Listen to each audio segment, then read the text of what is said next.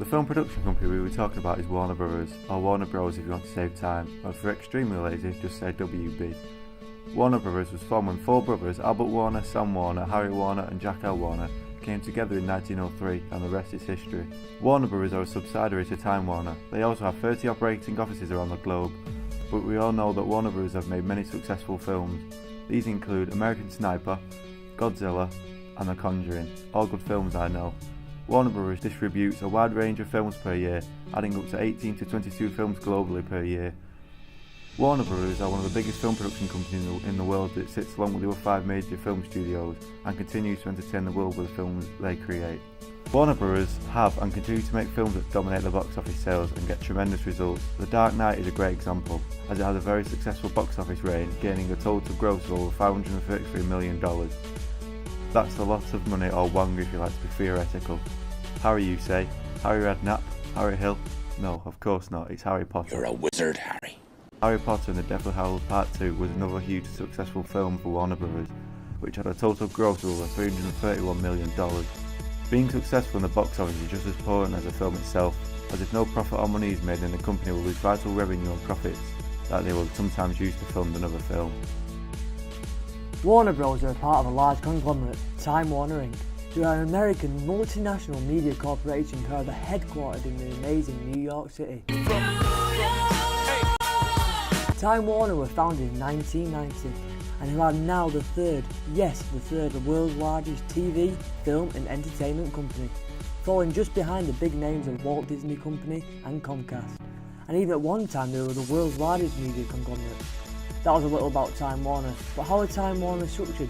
Well, Time Warner own various different things such as HBO, the home box office, HBO International, HBO Latin America Group, Turner Broadcasting System, Turner Broadcasting International, Turner Entertainment, Turner Sports and Entertainment Digital Network, NBA Digital, Turner Entertainment Digital Network, TBS Incorporated Animation, Young Adults and Kids Media, CNN News Group, CNN Digital Network, and Global Media Group. Well, I think you get the point. Well, from this you can tell that they are a large worldwide conglomerate owning over 200 different companies.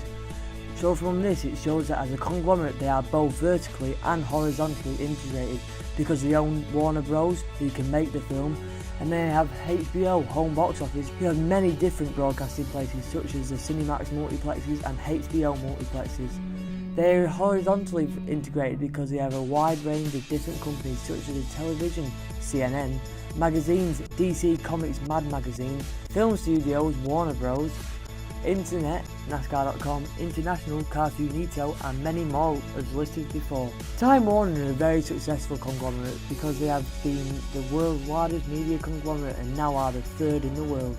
They also own 200 different companies and have a total of 26,000 employees recorded December 2013.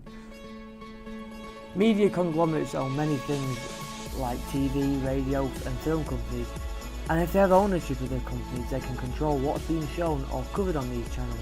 They have the power over the media being shown, so they're taking over the media across the globe. But this comes with a negative, not for the conglomerate but for us, the general public, because we have no choice in the matter of what is shown, so we have to watch it when they want to show the programme. Also, because of how big the media conglomerates are, we have no say in the matter, because there's no public voice put into the say. They are too busy with their sponsors rather than being interested in the public. There are many things that they are doing to make our film experience better in the future, such as the holographic TV, the Illumi Room, trying to make our gaming and film TV watching a new and better experience because they are trying to make it as real life as possible, just like that you're in the video. The streaming, they're even making streaming might go to the next step, such as live streaming, but people may stick to usual streaming as it is now. They may even hook up streaming up to the new technology like the Illumi Room to make streaming an even better experience. Curved TV and Ultra HD 4K televisions are being introduced, so watching your films will be 10 times better than normal. And also 4D films in the cinema, where they are making all your senses work whilst you are watching, like your smell. So if there's a deodorant sprayed on the screen, the audience will smell it. If there's some mice on the floor, you will feel it. Better sounds for speakers in your chairs. It's just going to make the film experience so much better. Warner Brothers are not alone. They, like any other film company, have faced competition in the film production world.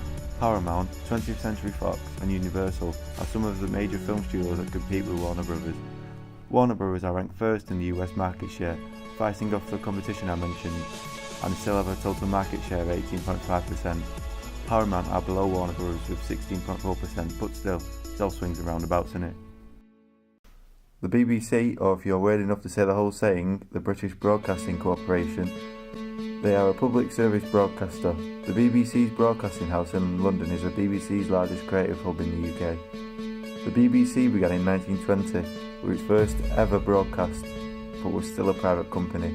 But the BBC finally turned from a private to a public service corporation 3 years later in 1923, and then came the licence fee, which back then was 10 shillings. The BBC are funded by the public. The general public pay a payment of £145.50 per year for their TV licence, and the BBC feed from them like fish food. Not like the BBC have fish, but there you go. The BBC are not provided money by the government, but when the money comes in, they spend most of the money funding BBC One, spending approximately just over £1 million on the channel.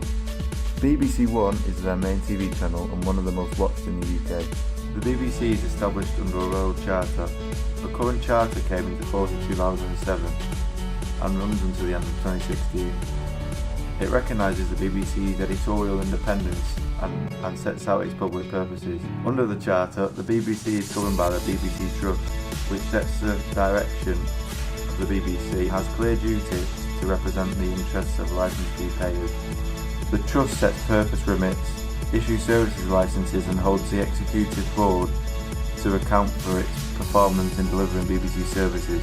The Trust works closely with national audience councils in order to understand the needs and concerns of audiences. There is a very big argument that licensing should be took away and replaced with a voluntary subscription, because not everyone watches BBC, but yet they still have to pay for it to keep it running so others can watch it. But if you don't want to pay for it, you can always stream it online, such as using Netflix, BBC iPlayer and ITV Player, etc.